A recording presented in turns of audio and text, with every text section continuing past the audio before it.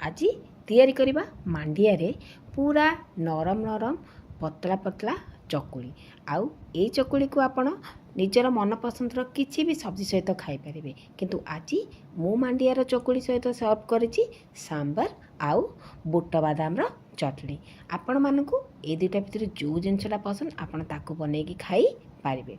तो नमस्कार, जय जगन्नाथ। मो यूट्यूब चैनल को आपण समस्त को बहुत सारा स्वागत। आज मु तैयारी करछि पूरा पतला पतला पूरा तुला भलिया नरम मांडिया चकुली।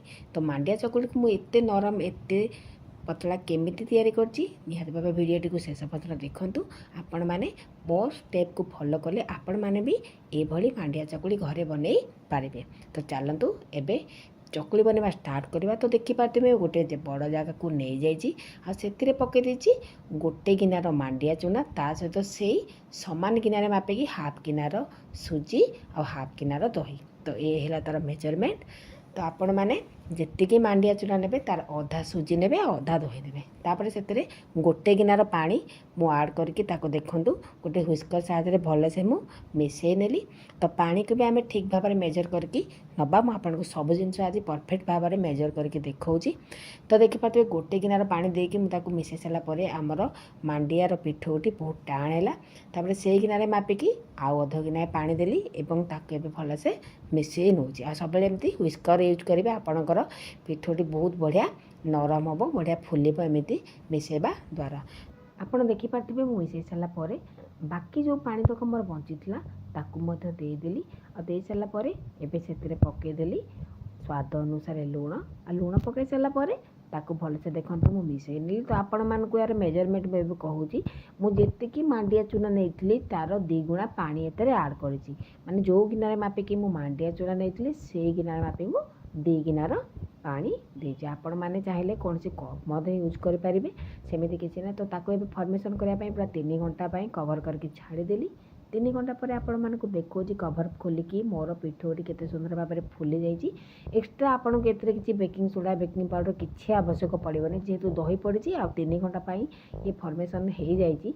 तो या फॉर्मेशन किसी अलग जिनस आड करा पड़ो ना। तो देखो ताको सब भलसे मु मिसई नेली। सेपटे मु गोटे तावा को गरम करनी से अल्प टे पानी पकईदे। आम आज बिल्कुल तेल यूज करवानी किंतु आज मांडिया चकुली बनइबा।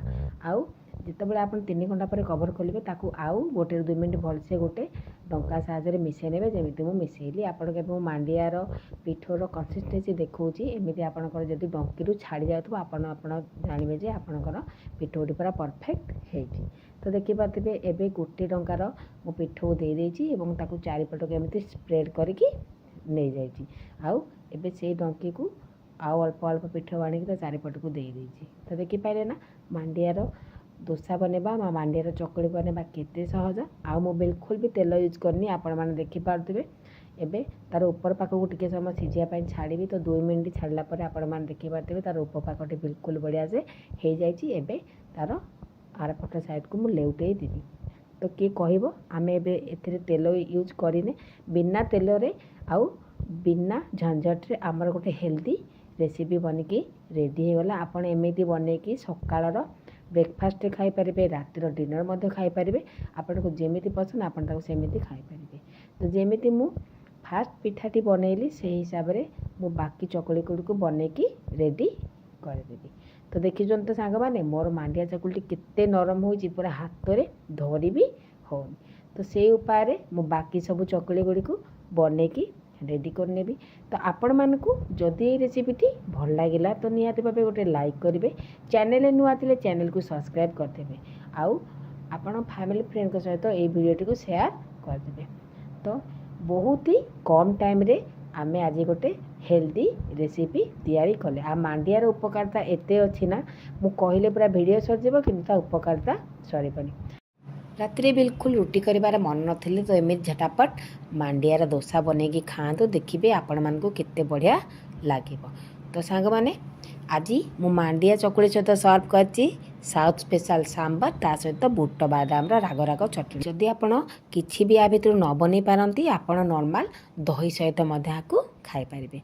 तो यही तो थिला मांडिया तैयारी चकुलीर रेसिपी। पुणी आपण मान सहित देखा गोटे नुआ वीडियो सह रोची सांग माने नमस्कार, ଜୟ ଜଗନ୍ନାଥ।